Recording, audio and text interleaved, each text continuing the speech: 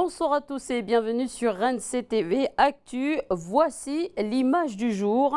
Une femme de la tribu de Pimboa tresse des feuilles de pandanus. Nous verrons ce qu'il se passe en fin de journal dans notre feuilleton consacré à la femme.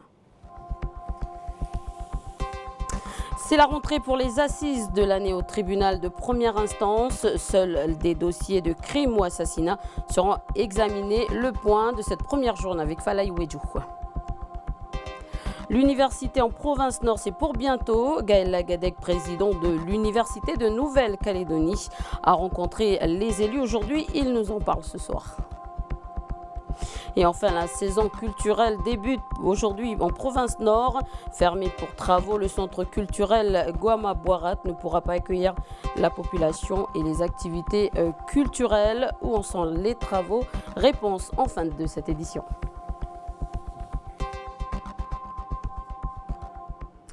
Mais pour ouvrir ce journal, 7 élèves d'une classe de seconde générale du lycée du Grand Nouméa et une professeure d'histoire-géographie ont été évacués. Ils ont inhalé un produit. Les pompiers sont intervenus. Ils tentent de connaître l'origine du gaz inhalé.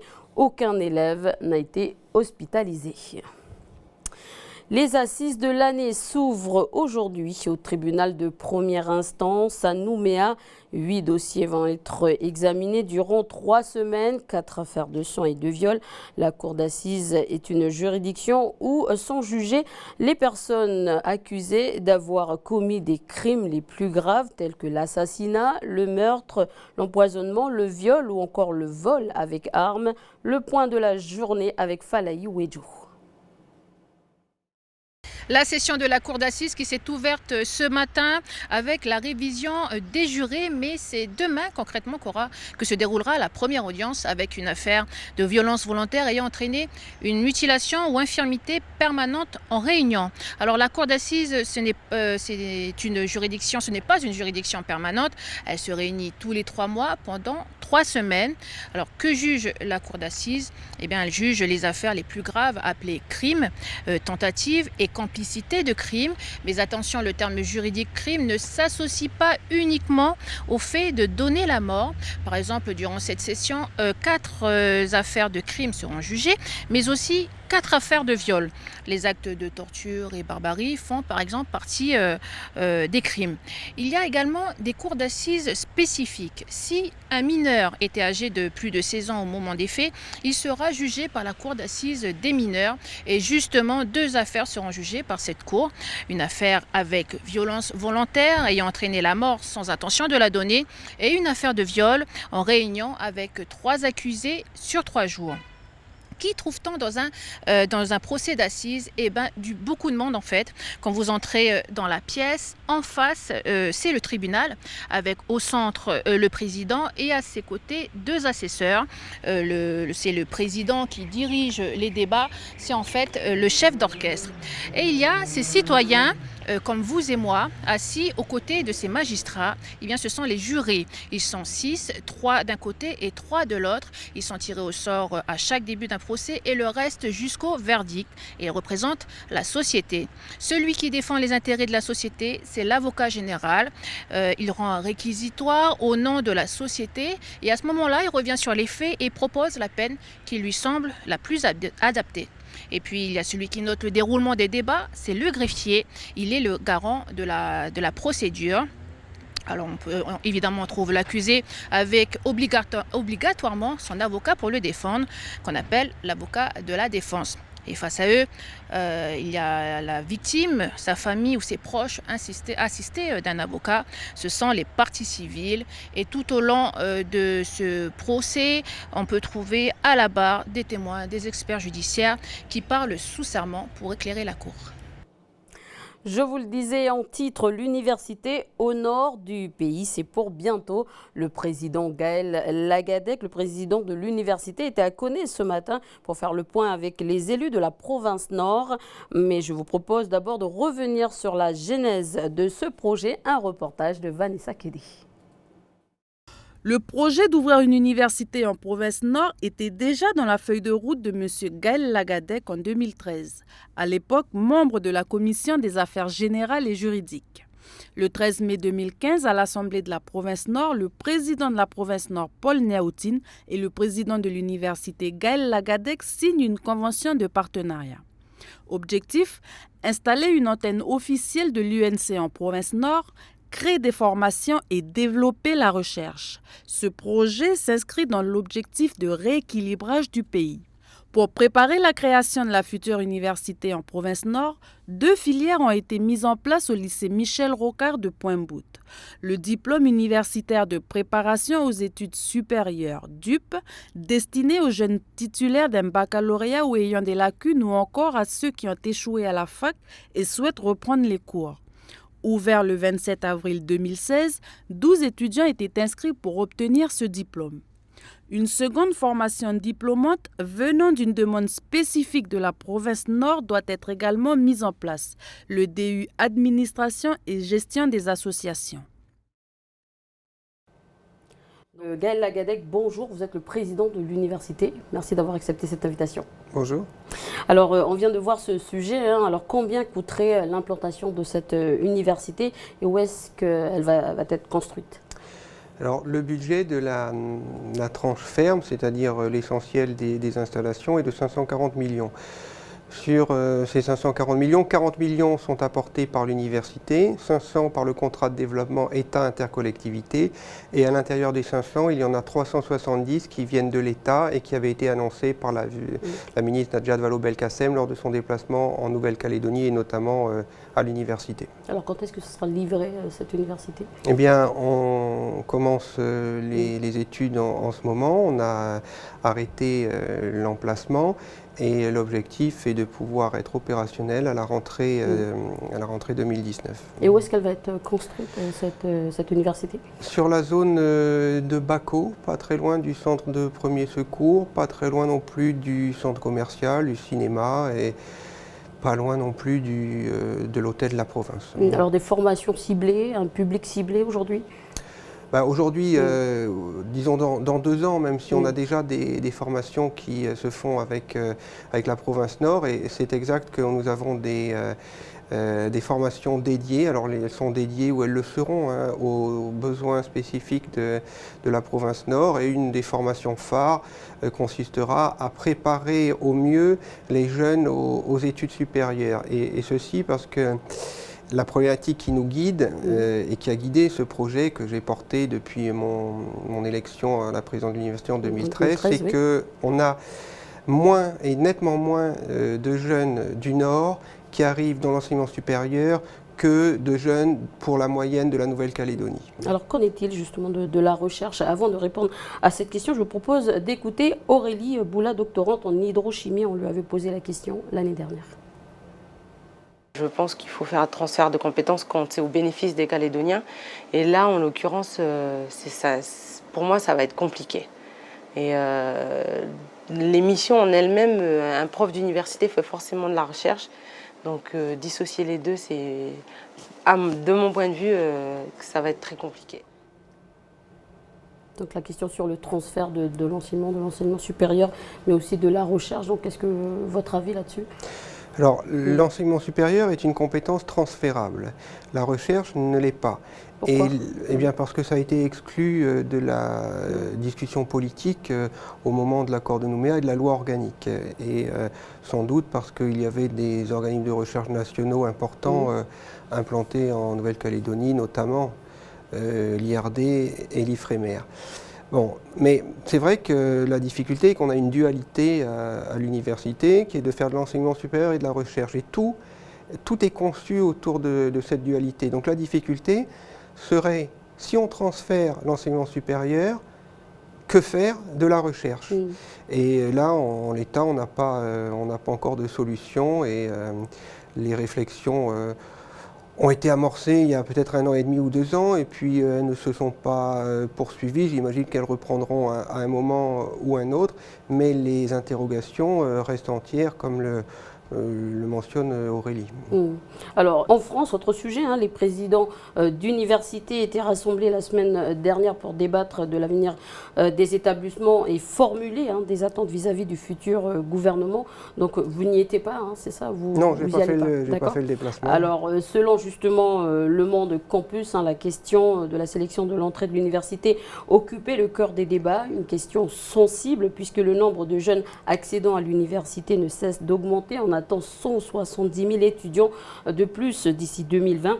Une majorité de chefs d'établissement s'est prononcée pour. Ils dénoncent le nombre d'étudiants qui échouent avant la fin de la licence. Moins de 30% des inscrits en première année obtiennent leur diplôme 3 ans plus tard. Ce point de vue ne pourrait pourtant pas être tant à l'unanimité. Donc le président de l'université de Strasbourg, par exemple, plaide pour une amélioration de l'orientation du lycée.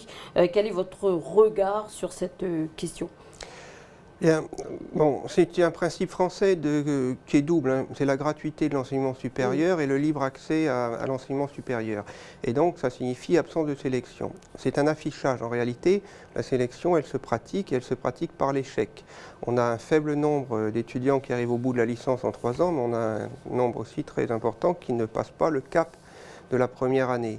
Et l'objectif de cette réflexion, c'est de se dire, plutôt que d'avoir cet échec, sélectionnons les étudiants. Bon, évidemment, ça a l'air simple une fois qu'on le dit de cette façon, mais la question qui se pose tout de suite, après cela, c'est que fait-on des étudiants qui ne sont pas acceptés?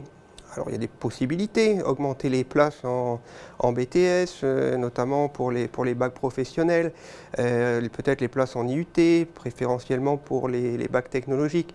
Mais on peut difficilement imaginer qu'un jeune qui veut poursuivre des études se retrouve sans choix possible. Alors, je pense que ce que disait le président de l'Université de Strasbourg est ce qui est pertinent. Il faut avoir une orientation, mais pas simplement proposer des choix d'orientation. Plutôt que de sélectionner, il y a un moment où il faut qu'on fasse une orientation un petit peu dirigiste pour amener les étudiants dans les filières où ils ont des chances de réussite. En tout cas, ne pas les envoyer dans les filières où ils ont de très fortes probabilités d'échec.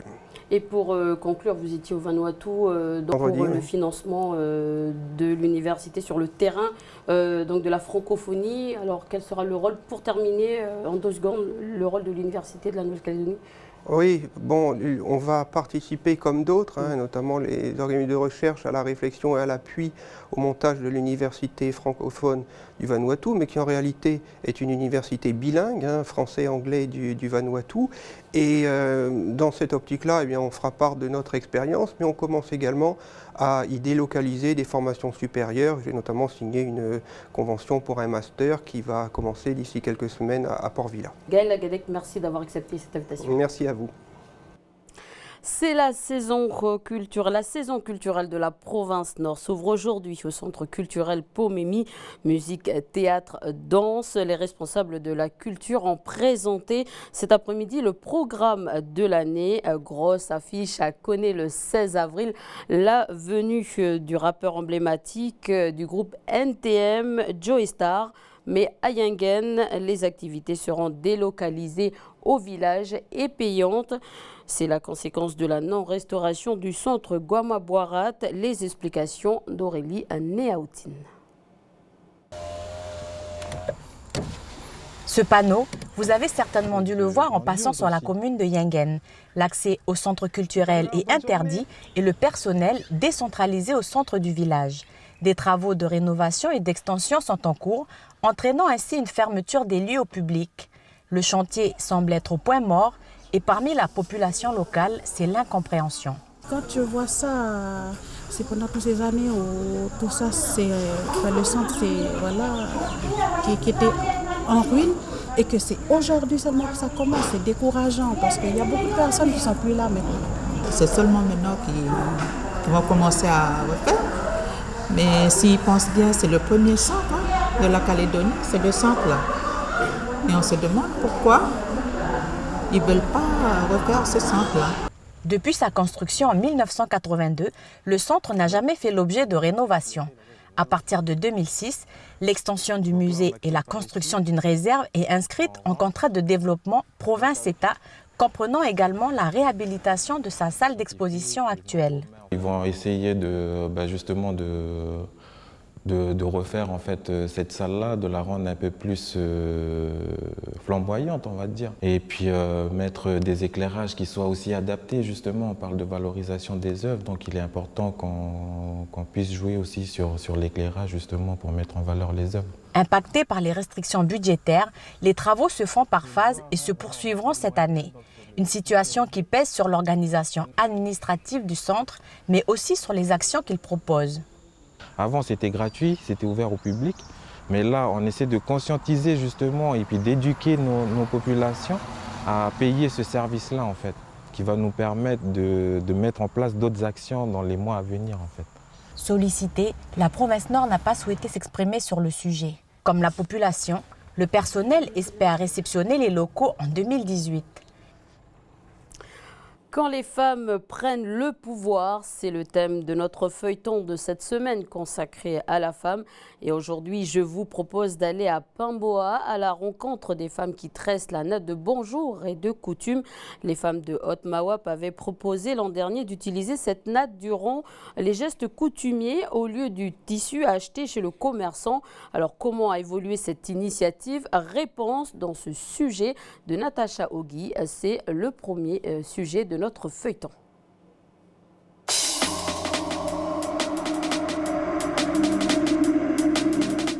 Voilà plus d'1 an que la natte de bonjour est présente dans les cérémonies coutumières du pays. Cette natte de taille moyenne, qui mesure 40 cm sur 60, est le fruit de la cellule de travail et de réflexion des femmes de l'ère Haute-Mawap. Originaire de Wegwa, Yvette Danguini, un des piliers de cette cellule, nous explique la symbolique de cette natte de bonjour. Ce sont les mailles, ici. On se dit bonjour aujourd'hui. On s'attache parce qu'on doit faire un travail ensemble aujourd'hui. C'est la signification de la ficelle.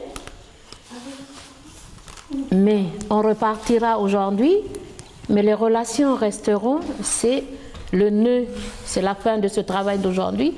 Et les franges, c'est la continuité dans les relations après. Alors c'est tout ce travail de recherche, de symboles que les femmes de la cellule de l'ère Haute-Mawap ont fait, ont créé, ont imaginé et ont proposé aux vieux de l'ère Haute-Mawap. Dresser la natte de bonjour joue aussi un travail de mémoire. Se rasseoir sur une natte aujourd'hui pour la tresser, c'est revenir aux vraies valeurs, à revenir à nos racines. Et la natte, elle fait partie du quotidien des femmes kanak, je vais dire comme ça, mais elle fait partie aussi de notre culture.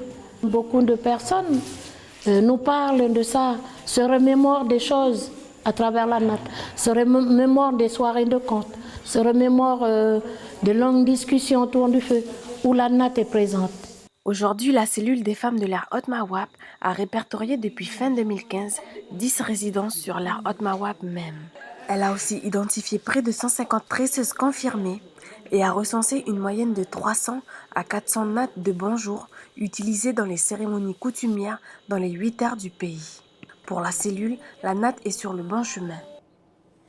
Ainsi s'achève cette édition. Merci de nous avoir suivis. Merci à l'équipe de la rédaction et l'équipe de la technique qui m'a aidé à réaliser ce journal. Je vous souhaite une très bonne soirée sur NCTV.